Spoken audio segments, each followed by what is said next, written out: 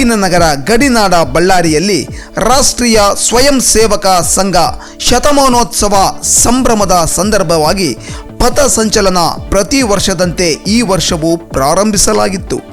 ಪಥಸಂಚಲನದಲ್ಲಿ ಯುವಕರು, ಹಿರಿಯರು, ಉದ್ಯಮಿಗಳು ಜಾತಿ ಮತ ಭೇದ ಭಾವವಿಲ್ಲದೆ ರಾಷ್ಟ್ರೀಯತೆ ಅಭಿಮಾನದಿಂದ ಒಂದೇ ಮಾತರಂ ಜೈ ಶ್ರೀರಾಮ್ ಘೋಷಣೆಯ ಮೂಲಕ ಹಲವಾರು ವೃತ್ತಗಳಲ್ಲಿ ಭಾರತ ಮಾತೆಯ ಭಾವಚಿತ್ರಕ್ಕೆ ಪೂಜಿಸಿ ಭೂತಕಾಲದಲ್ಲಿ ಹಿರಿಯರು ಸ್ಥಾಪಿಸಿದ ರಾಷ್ಟ್ರೀಯ ಸ್ವಯಂ ಸೇವಕ ಹೆಮ್ಮೆಯ ಸಂಘ ಭೂತ ಭವಿಷ್ಯ ವರ್ತಮಾನವನ್ನರಿತು ಮುಂದಿನ ಭವಿಷ್ಯದ ನಮ್ಮೆಲ್ಲರ ಯುವ ಪೀಳಿಗೆಗೆ ಸಂಘದ ಸಂಪ್ರದಾಯದಲ್ಲಿ ಬೆಳೆಸೋಣ ಎನ್ನುವ ವಾತಾವರಣದೊಂದಿಗೆ ಪಥಸಂಚಲನದಲ್ಲಿ ಸಹಸ್ರಾರು ಸಂಖ್ಯೆಯಲ್ಲಿ ಭಾಗವಹಿಸಿದ ಹೆಮ್ಮೆಯ ಪ್ರಜೆಗಳಿಗೆ ಗಂಗಾವತಿ ಕ್ಷೇತ್ರದ ಶಾಸಕರು ಹಾಗೂ ಮಾಜಿ ಬಳ್ಳಾರಿ ಉಸ್ತುವಾರಿ ಸಚಿವರಾದಂತಹ ಗಾಲಿ ಜನಾರ್ದನ ರೆಡ್ಡಿ ಅವರು ಪುಷ್ಪಗಳ ಮೂಲಕ ಸ್ವಾಗತ ಕೋರಿದರು.